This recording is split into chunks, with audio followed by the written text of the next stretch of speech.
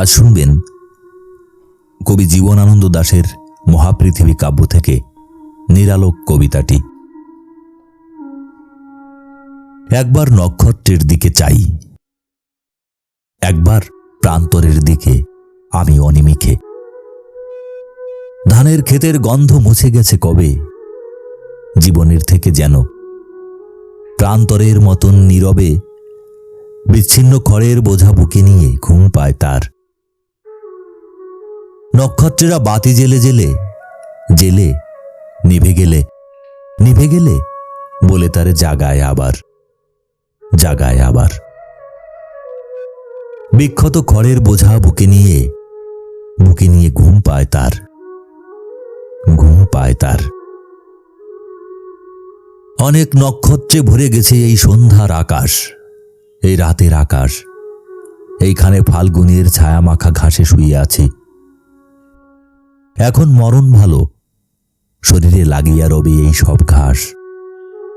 অনেক নক্ষত্র রবে চিরকাল যেন কাছাকাছি। কে যেন উঠিল হেঁচে, হামিদের মরকুটে কানা ঘোড়া বুঝি।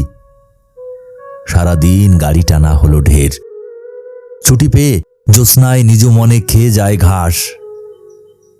যেন কোনো ব্যথা নাই পৃথিবীতে, আমি কেন তবে মৃত্যু খুঁজি? কেন মৃত্যু খোঁজো তুমি? চাপা ঠোঁটে বলে দূর কৌতুকী আকাশ। ঝাউ ফুলে ঘাস ভরে, এখানে ঝাউয়ের নিচে শুয়ে আছি ঘাসের উপরে। কাশ আর চোর কাঁটা ছেড়ে দিয়ে ফড়িং চলিয়া গেছে ঘরে। সন্ধ্যার নক্ষত্র, তুমি বলো দেখি কোন পথে কোন ঘরে যাব? কোথায় উদ্যম নাই, কোথায় আবেগ নাই, চিন্তা স্বপ্ন ভুলে গিয়ে শান্তি আমি পাব? রাতের নক্ষত্র, তুমি বলো দেখি কোন পথে যাব? তোমার নিজের ঘরে চলে যাও, বলিল নক্ষত্র চুপে হেসে। অথবা ঘাসের পরে শুয়ে থাকো আমার মুখের রূপ ঠায় ভালোবেসে।